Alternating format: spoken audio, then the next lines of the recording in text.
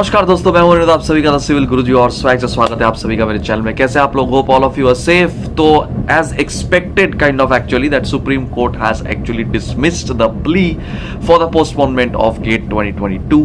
तो gate 2022 is not postponed. अभी तो एटलीस्ट निश्चिंत हो जाओ यार, सुप्रीम कोर्ट ने बता दिया है that it is not going to get postponed at all, because हर जगह से रेस्ट्रिक्शन जो है वो गायब हो रहा है basically, right? Restrictions are getting lifted off and along with that थोड़ा मोड़ा छोटा मोटा जो जगह में है भी अभी, okay, still there actually travel passes are available from IIT Kharagpur, so they have shown all this things over there.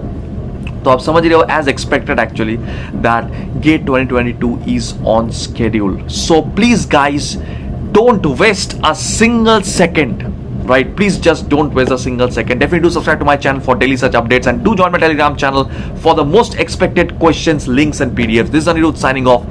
Meeting you very soon in my next video. Bye.